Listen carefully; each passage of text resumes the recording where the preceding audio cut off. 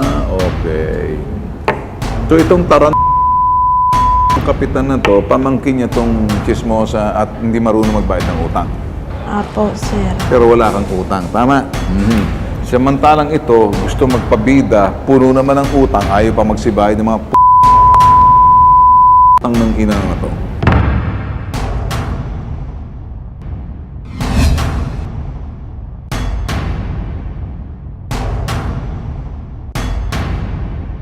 Ginugulo ka ng kapitbahay mo. Ikaw. Apo, sir. Kung ano-anong pinagsasabit, pinagmumura ka. Apo, sir. Anong klaseng kapitbahay mo to? May sira sa ulo, adik? O di naman kaya, palaaway, wala lang magawa, puro gusto. Ano po, sir, talagang chismosa lang po siguro. May mga sir. tao talagang pinanganak, makati talaga ang Kasi, dila. sir, nagtaka lang po ako, sir, kasi ako po, sir, hindi ako lumalabas ng bahay Alright. kung ako'y walang gagawin. Sinasabihan na sinusulot ang asawa ng anak. Sabi po, sir, hindi So, yun ang akusasyon, hindi naman ako naniniwala. Ito yung, okay, sige. Hinihingan niya ng ebidensya, ikaw, humihingi ng ebidensya? Apo, sir, kung totoo. Kung totoo, walang maibigay na inagaw nito ang asawa. Apo, sir. Ikaw, nag-agaw. Ako daw po, Ikaw. Magharap kayo sa barangay pero hindi naman nagkaayos. Apo, sir. Alright. Hindi kayo binigyan ng certificate to file action Apo, sir. ng barangay. Apo, Ang sir. sinabi ng barangay, pag pumunta ka kay Tulfo, mura lang abutin mo. Apo, sir. Yung bang komunidad meron kayo roon, yung mga tao ay magsasaka o nagtatrabaho sa mga anong pinagtatrabaho, pinagkakaabalahan ng mga mister, ng mga misis? Depende po, sir. May magsasaka, mayroon pong driver po. Puro. So doon sa lugar na yung mga magsasaka at driver. O di naman kaya, mga nagtitinda sa palengke. Apo. Or nagtitinda ng mga aning nila. Ano bang trabaho ng mister mo? Ano po siya, sir? Dati po siyang ex-abroad po. Sa abroad, OFW. Apo. Anong trabaho niya sa abroad? Heavy equipment operator Okay, po. ngayon, anong trabaho niya na? Nakikilabas po ng jeep sa tiyuhin po niya. Sa tiyuhin niya. Yung kaaway mo rito, anong trabaho ng mister? Ayun po, sir, na may sarili po silang jeep, dalawa po. May dalawa silang jeep. Apo. Sa makatuwid, unlad sila sa buhay nila. Apo. Bakit ka pinag-iinitan? Mas maganda naman ang takbo ng buhay niya. Tapos ikaw, simple lang. Bakit pinag-iinitan ka? Hindi ko po alam, sir, kasi ganito po yun, sir. Tinawagan po ako ng treasurer ng barangay. Sabi niya, bilisan mo, bumaba ka dito, may nagre-reklamo. Nirereklamo ka? Sabi ko, anong reklamo? Yun ikang pinasa ko, yung pumasok sa bahay mo. Nandito na ika. So, pinasok ka sa bahay mo? Opo, sir. Kailan ka pinasok sa bahay mo? Noong tapong November 19. Anong dahilan? Ba't ka pinasok? Kinuha po niya yung tumbler, sir, na binigay niya sa akin. Kinuha niya yung tumbler na binigay niyo sa'yo. Apo, Kumbaga, koriteral. binawi niya na. Tigil na, hindi na kayo magkaibigan. Parang gayon siguro po, Okay. sir. Ano ang dahilan? Bakit di na kayo magkaibigan? Ba't siya nagalit sa'yo? Kaya kinuha niya yung tumbler sa inis niya. Kasi po, sir, sinabihan po siya sa inutangan niya sa linding na kung hindi ka maghuhulog, singilin ko na lang yung kapitbahay mo na nagtanaw ng utang na loob sa'yo. Naawa sa iyo. Ikaw yon. Apo, pinagamit ko po yung pangalan ko sa kanya para lang Ikaw ang nag-garantor sa kanya noon. Apo. Sa mga kapatid, may utang na loob pa siya sa'yo. Sana po, sir. Sa probinsya kasi, marunong tumanaw ng utang na loob yung mga lending kasi alam nila na wala kang kasalanan ang ginawa mo. Nagmagandang loob ka, bastos lang talaga yung kapitbahay mo. Apo, Sa halip sir. na magpasalamat, ingrata.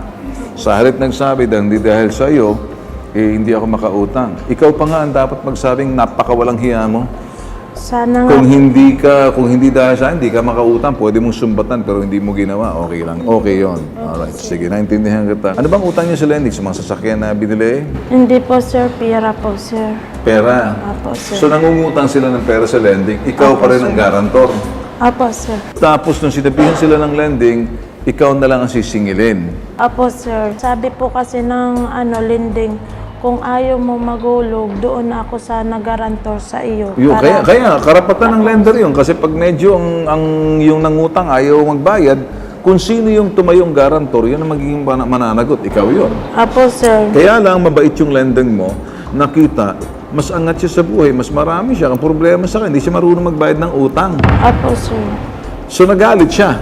Nagalit po siya, sir. Pumunta siya sa bahay mo. Apo, sir. Kinuha yung tumbler. Naghalugog muna po siya Naghalughog sa bahay. siya sa loob ng bahay mo. O trespassing pa yon. Nagalit po yung kapitan nung sabihin ko po trespassing kasi po ano po niya yung pamangkin po niya. Okay. So itong taran ng kapitan na to, pamangkin niya tong chismosa at hindi marunong magbayad ng utang. Apo, sir. May problema tayo, hindi ikaw.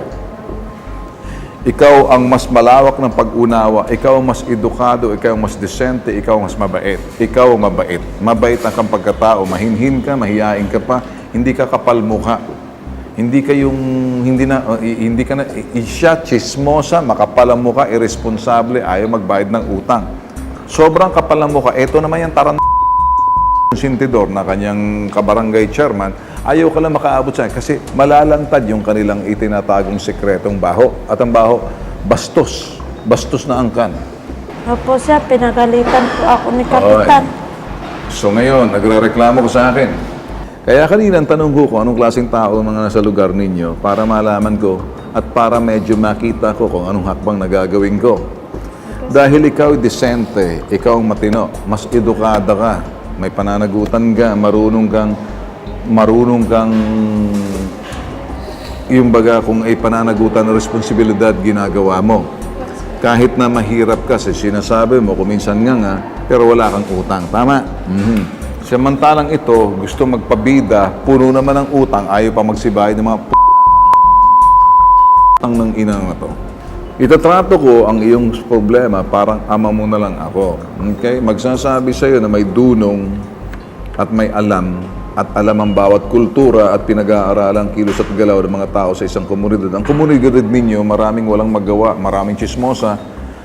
Ang komunidad ninyo, magpapasensya ka dahil ikaw na lang natitirang matino. Sa sitwasyon na yan, ikaw ang malawak na may isip. Ikaw ang desente, ikaw matino, ikaw ang responsable. Ikaw marunong mahiya, hindi ka pala mukha. Ikaw yung hindi basagulera, chismosa. Manatili kang ganyan, iha. Okay? Apo, sir. Pagtuunan mo ng pansin ang anak mo. Apo, sir. Ilayo mo. Alright? Ilayo mo.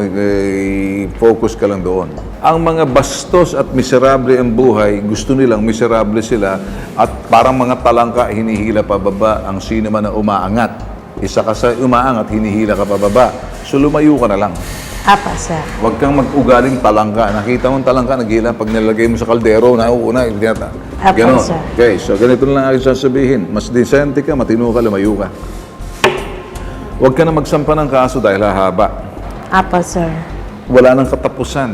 Baka bandang huli, magkabuisitan.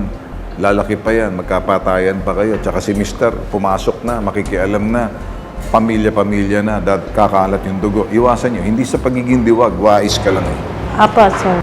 Isa lang ang aking masasabi sa iyo, iha. Ang bagay na makontrol mo, kontrolahin mo. Hindi mo kayang kontrolahin ang buhay. Ang sirkumstansya mo, ito lang, pamilya mo, anak mo, tama yung ginagawa mo, hindi ka pumapatol, hindi mo na siya binabalahura. Apo, sir. Tama yung desente ka, manatili kang ganon. Yun lang ang aking masasabi sa iyo. Salamat po ng marami, Hindi na sir. sayang ang pagpunta mo, pinakinggan kita. Apo. Okay ka lang, huwag kang pumatol. Magiging masahol na pag pumatol ka. Apo, sir. Sinong si Raulo? Hindi pareho na kami kung patulan ko Sinong siya, baliw? sir. Parehas Pag na ang rin. baliw pinatulan mo, anong tawag Baliw sa'yo? na rin, Okay, huwag kang maging baliw.